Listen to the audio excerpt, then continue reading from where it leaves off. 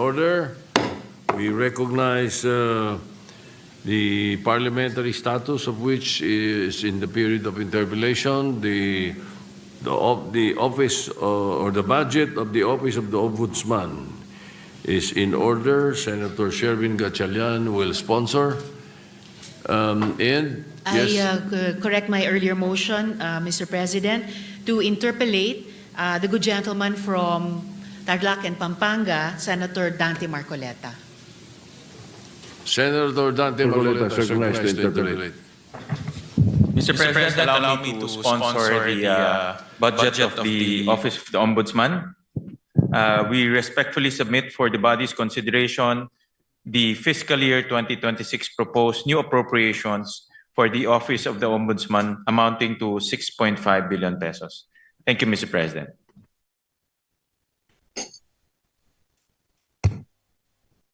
Thank you, Mr. President. You go ahead, Senator Marcoleta, you're recognized. Mr. President,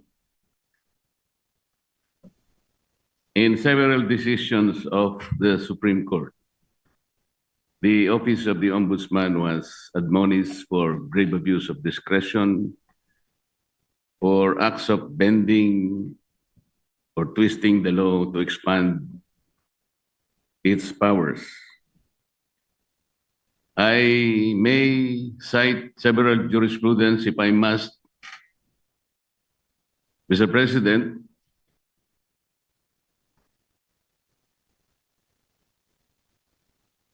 if I will be required. And we all know that the present Ombudsman, Mr. President, publicly flouted his predilection to bend the law. Does he believe that these decisions of the Supreme Court are wrong and he is not bound by these decisions? Mr. President, the new ombudsman intimated to me that his direction is to abide by the Supreme Court decision, and the rule of law is supreme. And therefore is not correct, and there is no basis for flouting those statements publicly declared that bending the law is all right, provided that he is not breaking the law. Mr. President, it's a figure of speech, Mr. President. Mr. President, why figure of speech? The Office of the Ombudsman is a high office. We are not supposed to be guided by figures of speech. Our people might be misled into believing that it's all right to bend the law, provided we do not eventually break it. It should be explained succinctly, Mr. Speaker. It should be explained very well that that is not correct. That he was wrong in saying that. He was very wrong in confirming and even affirming that publicly in one of our hearings in the Blue Ribbon Committee. Can we expect that, Mr. President, for the Ombudsman to do?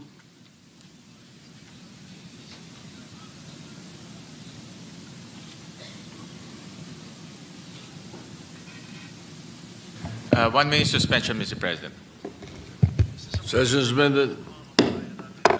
Current ombudsman right now, he intimated to me that he is very strict in not bending the law.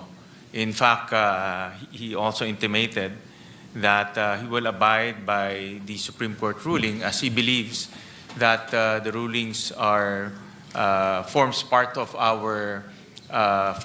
the law, and the rule of law is supreme, Mr. President. So he abides by those principles, Mr. President, and he will carry that in his tenure as the country's ombudsman, and especially in his quest to hold people to account and to put people in jail, who, especially those who transgressed our our laws, Mr. President. So those are the principles that he abides by, and those are the principles he will carry in his duty as our ombudsman, Mr. President. Mr. President, abiding by that principle and acting otherwise is different. You say that you abide by the laws strictly, but you say publicly that you can bend the law. How is that? Doesn't the public need to be clarified very clearly on this matter, Mr. President? Our people might be confused by that statement. That's why I am asking whether he can make a clarification or he can make public apology for saying that, Mr. President. And this will be good for the country. Well, Mr. President, we thank the good gentleman from Tarlac and Pampanga, Senator Marcoleta, for bringing this up. And this is an opportunity for the current ombudsman to clarify his statements. And this is actually the clarification that he is expressing to this august body, that he will abide by the rule of law and he will not bend the law to serve any other purpose, Mr. President, or to serve any other being, Mr. President.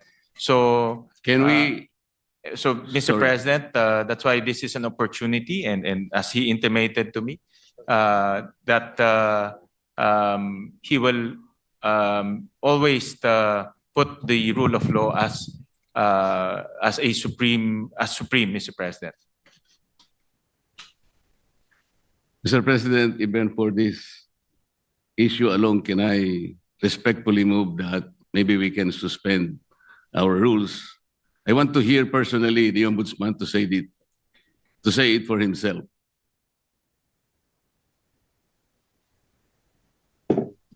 One minute suspension, Mr. President. Session suspended. What is your pleasure after that motion?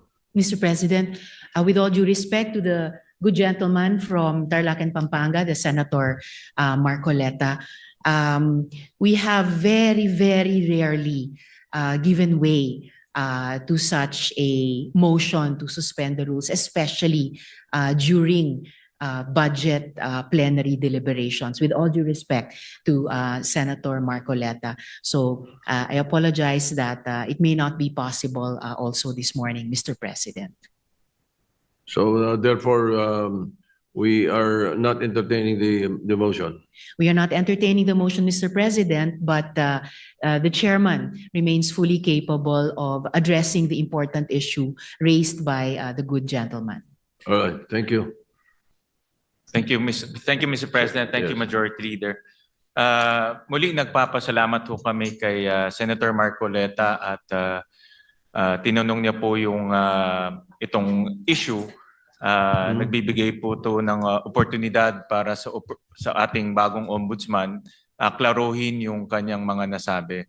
At wala hong intention to bend the law. No? That's very clear. In fact, ang prinsipyo po ng ating bagong ombudsman is to follow the law and uphold the law. Dahil naniniwala siya na ang rule of law is supreme, Mr. President. So, para lang klaro, no, na itong nasabi niya ay isang figure of speech, pero wala hong intensyon na baliin po ang batas. Dahil ang kanyang intensyon ay ipatupad ng batas ng may integridad at may katarungan, Mr. President. Mr. President, kaya ko lang naman po ipinipilit ang bagay na ito sapagkat I think even the ombudsman as a lawyer himself believes in the court doctrine of our legal system, dura lex sed lex. Yung sinasabi nating bending the law will be inconsistent totally with this core legal system. Hindi mo po pwedeng kahit na konti. Tatanong ko nga sana to what extent can you bend the law that can still be acceptable? Hindi po pwede yun. Dura lex sed lex. At ako rin po, sumasang-ayon po sa kay Senator Marcoleta, the good gentleman from Tarlac, Pampanga na ang batas po ay dapat ho natin ipatupad. At wala ho yan tinitignan. Kaya ho naka-blindfold po si Lady Justice dahil wala ho hong tinitignan. At yan rin po ang assurance ho ng ating bagong ombudsman. Dito po sa bulwagang ito at sa lahat po sa sambayang Pilipino na nanonood ho sa atin na ipapatupad niya ho ang batas na may integridad po. Kasi po, Mr. President, nakakabagabag talaga. Sana po figure of speech lang. Pero nagkaroon po kasi ng pagkakataon na hindi figure of speech yun eh. Dahil doon sa isang pagdinig sa Blue Ribbon Committee, nakita naman po nating lahat.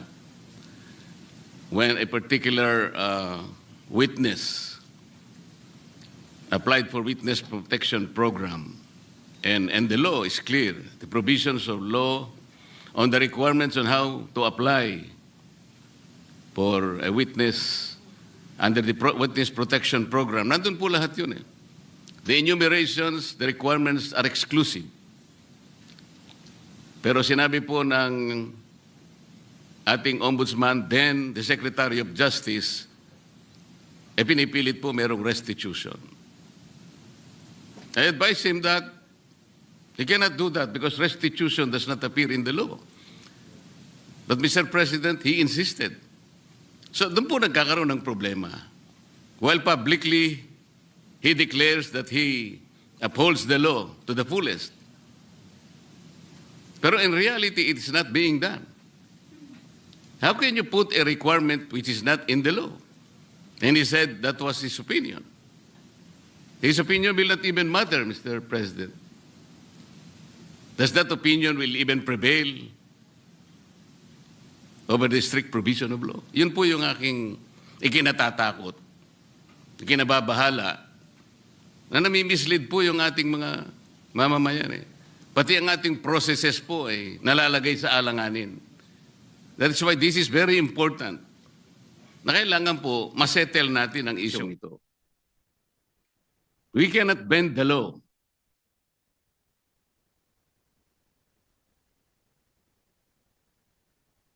Kasi po, kapag pinanatili natin yun, it is as if the ombudsman has the power to refine the law or even revolutionize the law. No one can do that, Mr. President.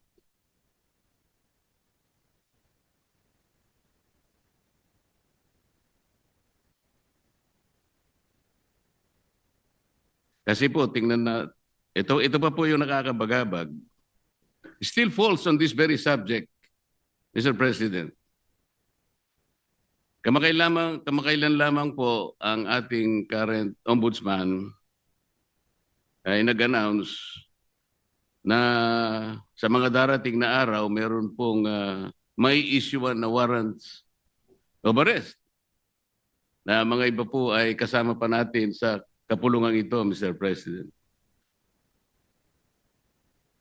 Mr. President, may I ask whether the Office of the Ombudsman has the power to issue warrants of arrest?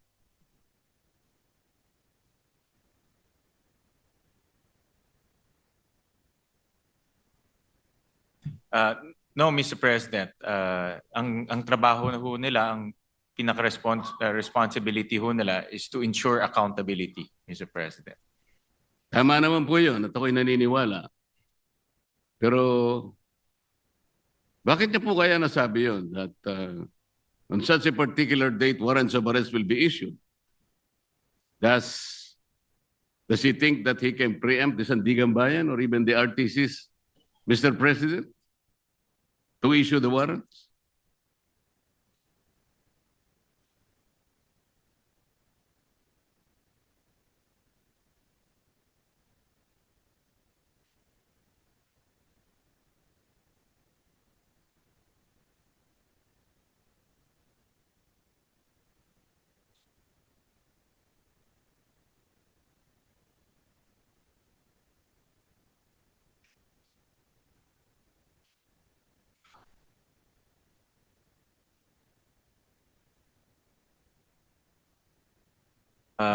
Mr. President, this is a indicative timeline. Meron ho kasing sinusundan ng ombudsman na timeline. At base po doon sa mga nakita nilang ebidensya, nakita ho nilang mga krimen na ginawa po ng iba't ibang personalidad. Kaya po ito ay parte lang po ng kanilang timeline. At yun lang naman po yung inexplain ng kasalukuyang ombudsman, Mr. President. Mr. President, the Office of the Ombudsman is following a timeline. So paano po niya nasabi na on December 5th? Ano na yun? Anong date po ba yun? Ito po yung nakakatakot, Mr. President. Paano po natin mapapaniwalaan na sa timeline na sinet ng Ombudsman, may palalabas niya yung warrants of arrest? Hindi ba ang ibig sabihin nito, pwede niyang i-preempt ang decision ng Sandigan Bayan or the RTCs because he's following a timeline. And the most intriguing issue here, Mr. President, is that he might be able to influence and preempt the decision of the RTCs and the Sandigan Bayan just to make that timeline a reality. This is a very dangerous proposition, Mr. President.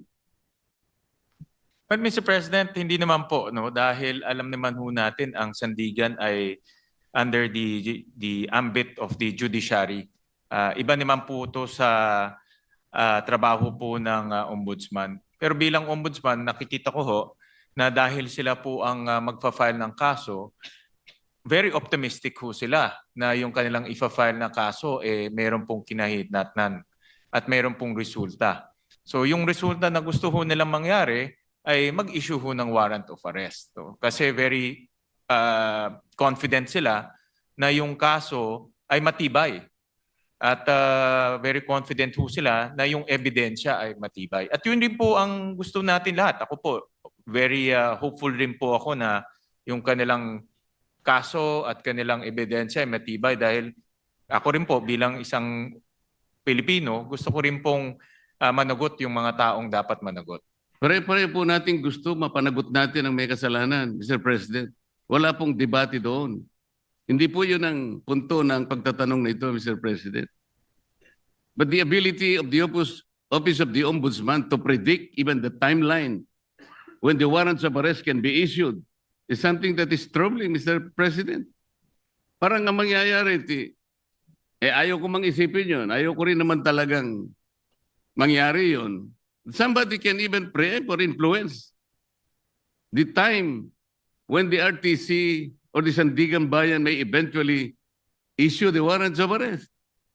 Sana wala nang ganong klaseng announcement Kasi nakakapagduda kasi, Mr. President.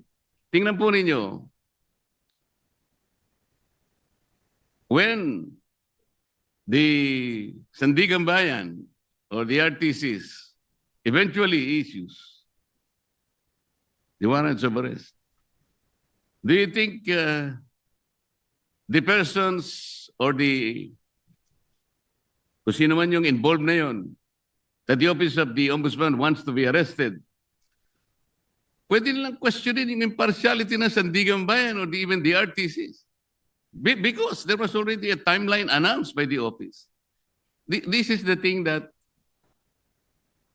is very intriguing, Mr. President. But Mr. President, with all due respect to the esteemed senator from Tarlac and Pampanga, with all due respect po, ito ay isang indicative timeline na tinitignan ho nila. Wala ho silang control sa magiging desisyon ng Sandigan. Wala ho silang control kung ano po magiging takbo sa Sandigan. Pero base po sa kanilang experience at base po sa kanilang pag-ayos ng kaso, lalo na po sa pagtingin po sa ebidensya, ito po yung tinitignan nilang timeline na pwedeng mangyari. Pwede rin ho yan hindi mangyari. No? Pwede rin ho yan iba po ang pupuntahan ng kaso. Pero naglalagay lang ho sila ng timeline para po makita naman ho nila kung ano po ang magiging takbo po ng kaso. At marami hong ganun. Actually, marami, pag nanonood po ako ng mga political shows sa YouTube, marami pong mga political analyst, mga legal analyst, sinasabi ho nila, ano po ang magiging takbo ng kaso, kailan po may makukulong, kailan po may i-issue ng mga warrant of arrest. Yan po ay based on their analysis and experience. Pero wala hong assurance, hindi ho yung magiging 100% na ganun po ang kinahinatnan po niyan o ganun po ang kalalabasan.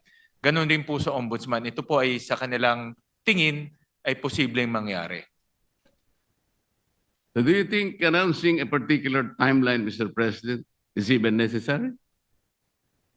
Ito po ay for purpose of information, Mr. President, and para po mabigyan din po ang publiko ng kanilang opinion pagdating po sa magiging takbo po ng kaso. Mr. President, ang sinasabi po ng representasyon na ito, hindi naman kailangan pang i-announce yun eh. Dahil magkakaroon lang po ng pagdududa ang ating mga mamamayan, lalong-lalo na po yung mga taong gusto nating ipa-aresto, sapagkat hindi naman kailangan na mag-announce pa. Kasi kapag sinabi mong meron po kaming timeline, parang siguradong-sigurado na po kasi ng opisina ng ombudsman na talagang mag-i-issue yung either the Sandigan Bayan or the RTC doon sa panahon na kanyang tinutukoy. Di bali, maiisip ninyo, nasa ilalim pala ng impluensya ng ombudsman o ng RTC, ang mga korte, naiimpluensyahan pala ng ombudsman ang mga korte. Ganun po yung magiging maaring isipin. Maaring hindi totoong yun ang gustong gawin ng ombudsman. At naniniwala naman ako na hindi niya intention yun. Ngunit para bigyan po ninyo ng pagdududa ang ating mamamayan, lalong-lalo na po yung mga taong involved nga at gusto nyo ipa-aresto, parang hindi kailangan pong mag-announce pa eh. That is the only point, Mr. President. Yeah, I'm sure andito po ang ating ombudsman at nakikinig ho siya sa mga suhestyon ng ating senador at bibigyan ho nila yan ng konsiderasyon. Salamat po sa sagot. Mr. President, yung ating pong deputy, ano yung tawag doon? Deputy Overall Ombudsman ay taga-Bisaya, Mr. President.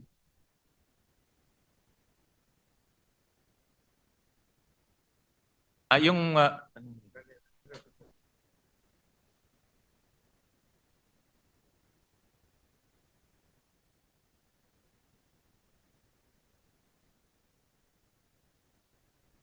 taga Mindanao po yung ating current Deputy Ombudsman. Tama ho kayo. Overall Deputy Ombudsman. Overall Deputy Ombudsman is from Mindanao, but he is also the Deputy Ombudsman for the Visayas, Mr. President. Opo, tama ho. So, yung acting po, yung acting. the overall Deputy Ombudsman and also the Deputy Ombudsman for the Visayas regularly travels from his place to Luzon and nga magastos po yun. Necessary po ba na sino po nagmamanage sa Ombudsman Office sa Cebu?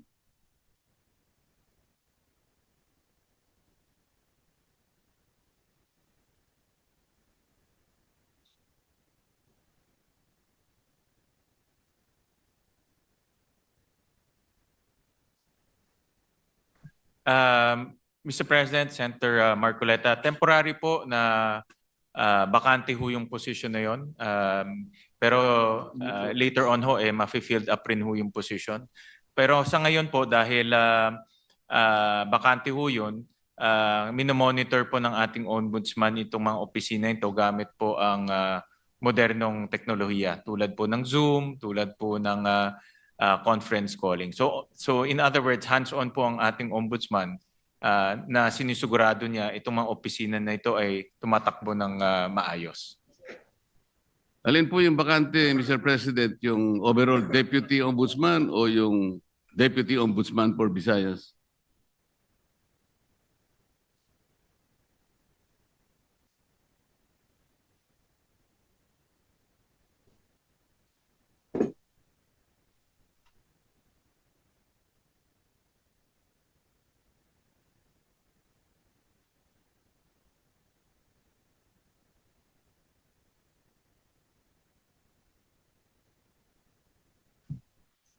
Ang bakante po ay yung overall Deputy Ombudsman for ito po ang bakante po. Yung overall Deputy Ombudsman ang bakante po. Yes. Dahil po suspended yung current overall Deputy Ombudsman.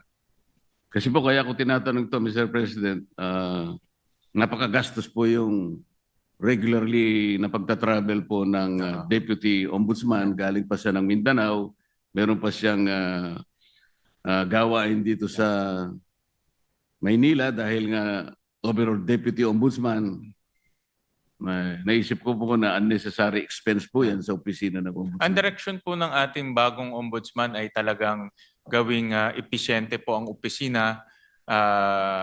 Natural lang naman po kung may bagong liderato, inaayos niya yung kanyang opisina sa nakikita niyang pinaka-episyenteng struktura, Mr. President.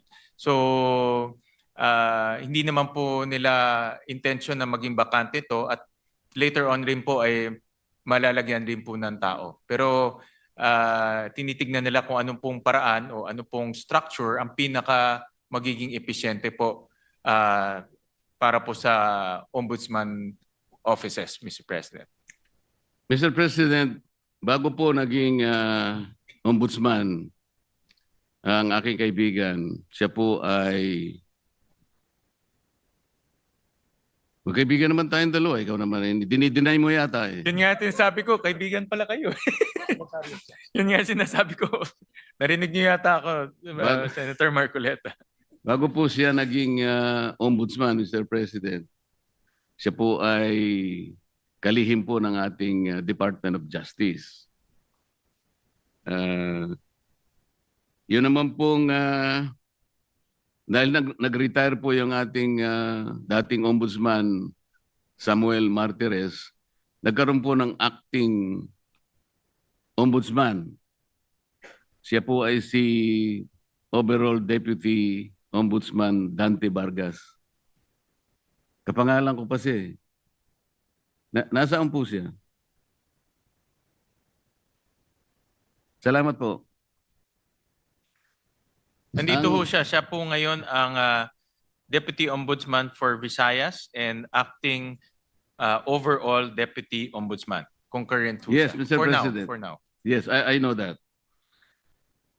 Ang itatanong ko po ay, nung siya'y acting overall Deputy Ombudsman, at sa panahon na yon ay applicant naman po ang aking kaibigan for Ombudsman na nabakante nga po, ay gumawa siya ng isang bagay na medyo napaisip ako, Mr. President. Ang tinutukoy ko po ay yung isang office order na kanyang pinalitan. Ang office order na ito po ay kinapapalooban ng parang double docketing. Ngayon, nung siya po ay acting na ombudsman, inalis niya po yung dating memorandum order requiring double docketing. At siya ay gumawa ng isang parang office memo or memorandum na doon po ay pinalitan niya yung office order at may kalakip pa pong isang directive na lahat ng mga complaints, lahat ng asunto, lahat ng habla, administrative man yan, criminal o kahit ano yan, na napapaloob 10 araw bago maging effective yung kanyang order which was issued on September 17, 2025 ay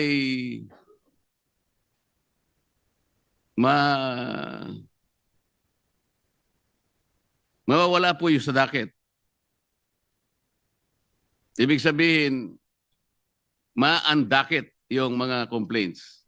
10 araw bago ma-issue yung kanyang memorandum circular or memorandum order. Mr. President, nagkataon po, kung di ako nagkakamali, September 15 yata, ay nag-file ng complaint sa maraming opisyales ng ating pamahalaan. Kasama po yata si noon ay dating Secretary of Justice, ang aking kaibigan. Sa Makati, napaloob po siya doon sa 10 araw na siya sinasabi doon sa kanyang directive na mawawala po yung docket. Ang ibig sabihin po noon, Mr. President, pag nawala yung docket number, hindi na siya magiging active case kung hindi siya ay malalagay sa kategoriyaan na mga cases under evaluation. Ibig sabihin, Mr. President, wala pang active case, wala pang kaso. Sapagkat nawala ngang visa yung naunang office order ng dating Ombudsman Samuel Martires. Yun po ang naging daan, Mr. President, kung kaya nakapag-issue ng clearance ang opisina ng Ombudsman. At dahil nga po, mistulang walang kaso laban sa aking kaibigan, nasama siya doon sa shortlist na pagpipilian ng ating Pangulo na susunod na Ombudsman ng ating bansa. Mr. President, wala bang, yung ba pangyayaring yun ay, is there something much to be desired in the entire process, Mr. President? Parang ang nangyari, nakagawa ng gano'n yung overall ombudsman nang hindi naman maliwanag what is the visible public service na pwedeng nakamit ng ating mamamayan doon sa ginawa niyang pagpapalit ng office order. Hindi kaya lang ginawa yon para mapagbigyan ang aplikasyon ng aking kaibigan at makakuha siya ng clearance upang sa ganon eventually he will be included in the shortlist to be submitted to the office of the President, makasama sa pagpipilian bilang ombudsman. Yun po yung aking gustong malaman, Mr. President.